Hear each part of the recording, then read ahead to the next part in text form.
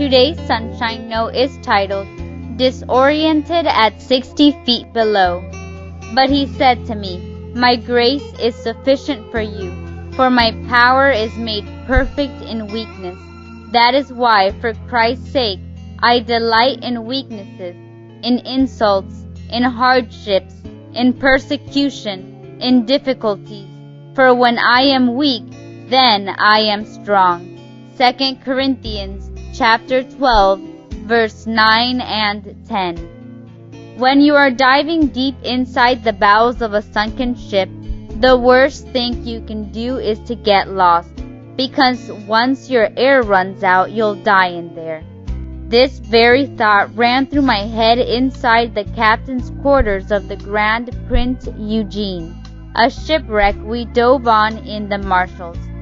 Our guide, whom I was not impressed with, had taken us through a door down a corridor and into this room where dusted furniture rested on the ceiling.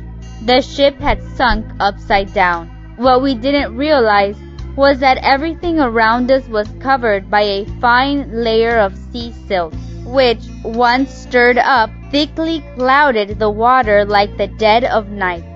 The more we moved around in the little room, the darker the water became, until finally I put my hand in front of my face and couldn't even see it. At that point I was terrified. Not only did I not know the way out, I couldn't even find the door, and the guide had vanished. Panicking, I felt my way blindly around the room, bumping into walls, desks, and rusty chairs. Just when I thought I'd never make it out of that ship, I felt a strong hand grab onto my wrist and pull me through the dark water. I couldn't see the body, but the hand pulled me back down the passageway and into clear water again. The hand belonged to the guide, who was more capable than I had ever realized.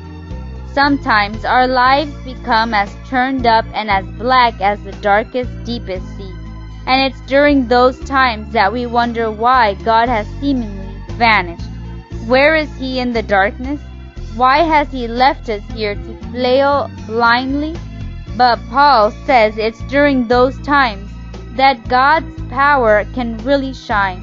In 2 Corinthians, Paul is defending himself against harsh accusations and attacks, yet he opens up and shares more of his own feelings here than in any other letter. He mentions a thorn in his side that he has asked God 3 times to take away, but God assured Paul that His grace is enough for him and that His power is made perfect in weakness. It's during the times we are lost and terrified that give God the opportunity to show just how strong He really is.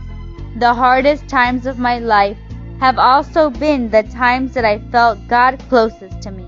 If you are going through dark times, expect to see God's power in your weakness. May God bless you today.